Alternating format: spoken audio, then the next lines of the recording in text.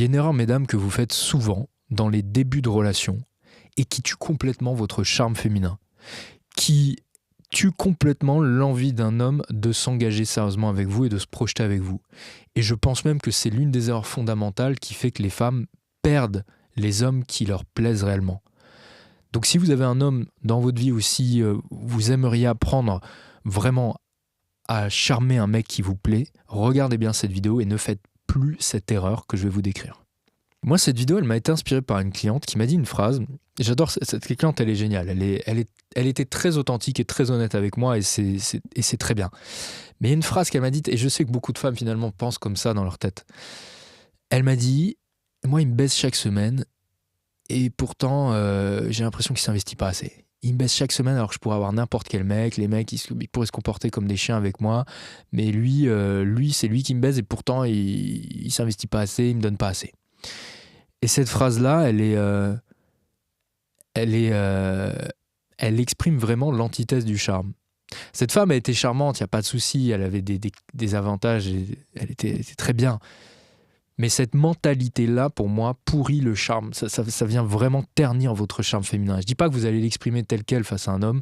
Peut-être vous l'exprimerez comme ça face à vos copines ou face à moi au téléphone. Et vous avez raison, soyez honnête, soyez direct avec moi, il n'y a pas de souci. Mais face à un mec, vous pouvez... Si vous avez cette mentalité-là, en fait, même sans l'exprimer, le mec, il va le ressentir. Il va le ressentir. Ça va se sentir dans votre comportement. Ça va se sentir dans votre attitude. Et c'est pas charmant. C'est pas beau. C'est même pas féminin, on va dire. Pour moi, l'une des caractéristiques fondamentales du charme, qu'il soit féminin ou masculin, c'est cette capacité à offrir. Et surtout, à offrir sans compter en premier. C'est j'offre d'abord. Et on verra plus tard si je veux quelque chose. La plupart des gens sont soit en train de prendre dans leur quotidien, soit ils offrent, mais en comptant dans leur tête, en essayant de retrouver rapidement tout de suite autre chose.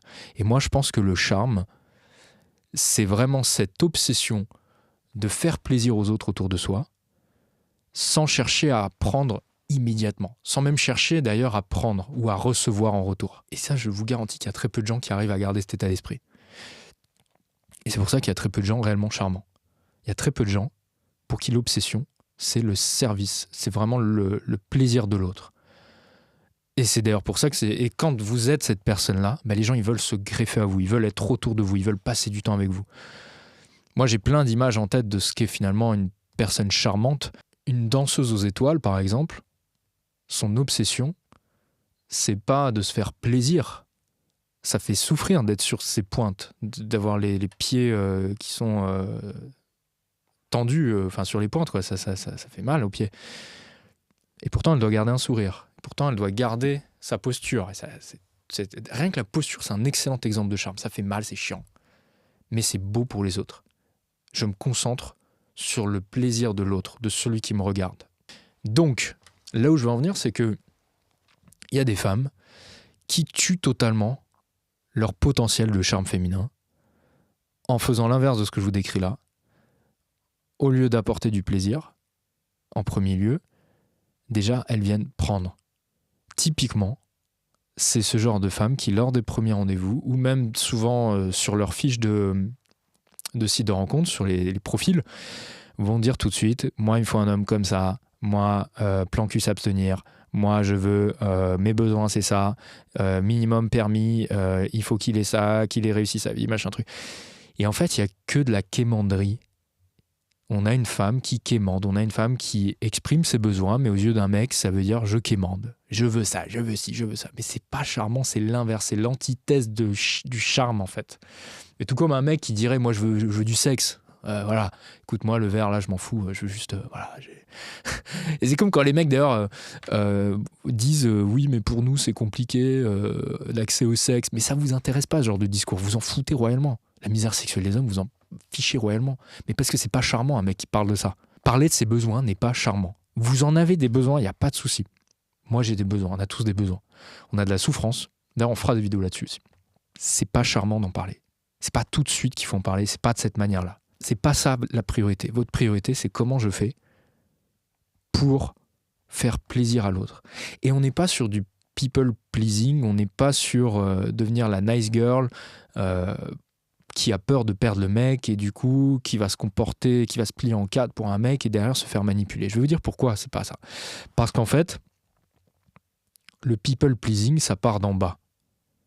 Quand on se sent obligé d'être gentil pour garder un mec, ça part de la peur. Ça part la peur, je sais pas d'où ça vient du bide peut-être, mais c'est pas noble. Or, quand vous êtes charmant, vous ne le faites pas pour obtenir quelque chose en retour. Vous ne le faites pas par peur de perdre l'autre. Vous le faites parce que c'est dans votre nature, parce que vous êtes une femme charmante, parce que vous rayonnez de charme, parce que vous respirez, vous transpirez, vous exudez de charme. Et tant mieux pour les gens autour de vous. Tant mieux pour ceux qui auront, comme le roi soleil, la chance de se trouver à côté de vous. Ils vont pouvoir bénéficier de votre halo. Tant mieux pour eux. Après, évidemment, il y a un moment, il faudra faire le tri. Quand ça fait des semaines et des mois que vous offrez, à un moment, il faut se dire, ok, bon, moi, j'offre beaucoup.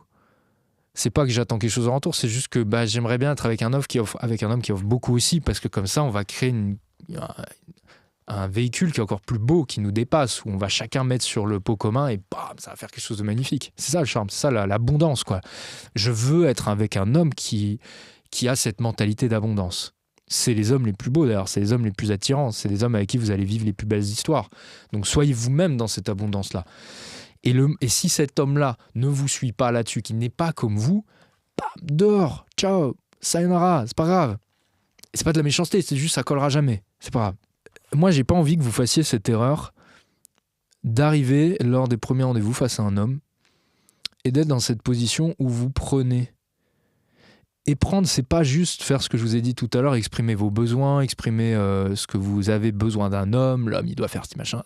Alors il y a ça, c'est vrai, ça c'est pas charmant.